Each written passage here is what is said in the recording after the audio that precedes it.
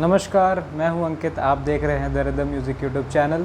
ये है net JRF preparation series episode number 2। आज का टॉपिक है श्रुति।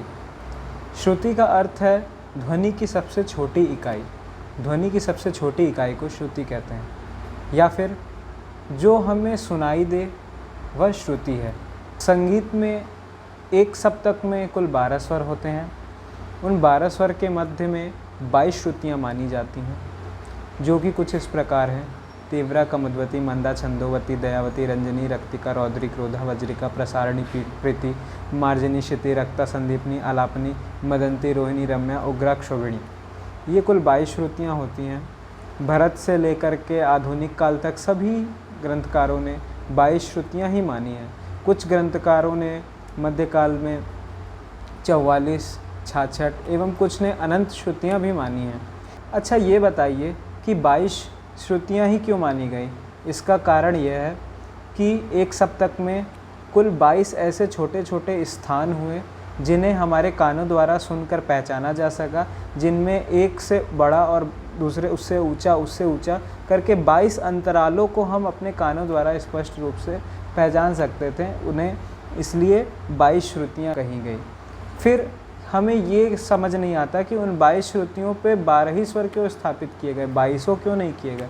इसका भी एक आंसर है कि उन 22 का अभ्यास कर पाना, सटीक उनमें 22 स्वर लगा पाना कठिन पड़ा। उसके वजह से 12 स्वरों पे हमने उन्हें निश्चित किया और उन 12 स्थानों पे हमने स्थान निश्चित करके स्वरों की स्थापना की। अब श्रुतियों पर स्वरों की जो स्थापना है वह किस आधार पे की गई? तो प्राचीन समय में षड्ज ग्राम जो माना जाता था, उसका नियम था चतुश्चैव, षडज, मध्यम, पंचमा, द्वै निषाद, गंधारो, त्रिशत्री, ऋषभ, धैवतो। अर्थात सा म प की 4 श्रुतियाँ, रे ध की 3 श्रुतियाँ और ग नि की 2 श्रुतियाँ। इसका मतलब क्या हुआ?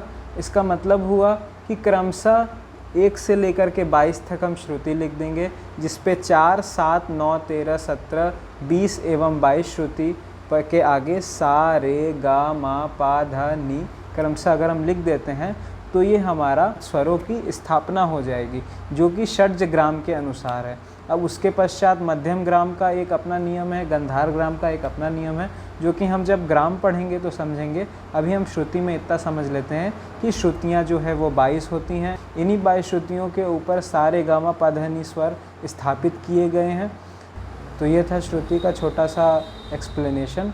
अब हम श्रुति के बारे में ये समझते हैं कि श्रुतियों की जातियाँ क्या होती है। तो इस प्रकार से श्रुतियों की 5 प्रकार की जातियाँ बताई गई हैं, जो कि हैं दीप्ता, आयता, करुणा, मृदु एवं मध्या। तो शारंगदेव के अनुसार स्वरों की क्या क्या जातियाँ हैं ये मैं आपको बतलाने जा रहा हूँ। षड्ज की है दीप्ता, आयता, मृदु और मध्या। ऋषभ की है करुणा, मध्या एवं मृदु। गंधार की है दीप्ता, आयता। मध्यम की है दीप्ता, आयता, मृदु और मध्या। पंचम की है मृदु, मध्या, आयता और करुणा। धैवत की है करुणा, आयता और मध्या। निषाद की है दीप्ता और मध्या। तो इस प्रकार से 7 स्वरों की अलग अलग जातियां हैं, जो कि आपको परीक्षा के पहले कंठस्थ करनी पड़ेंगी, क्योंकि एग्ज़ाम में पूछ सकता है कि मध्यम की कौन कौन सी जातियां हैं। तो आपको बताना पड़ेगा दीप्ता, आयता, मृदु एवं मध्या। तो ये हो गई श्रुतियों की जातियाँ एवं श्रुति। मुझे उम्मीद है कि आपको ये टॉपिक समझ आ गया होगा। अब हम अगले वीडियो में मिलेंगे एक नए टॉपिक के साथ। आपको वीडियो अच्छा लगे तो लाइक करिए, कुछ आपका सुझाव हो या आपका कोई प्रश्न हो तो कमेंट करिए, और चैनल को सब्सक्राइब करिए और अपने फ्रेंड सर्कल में शेयर करिए। धन्यवाद।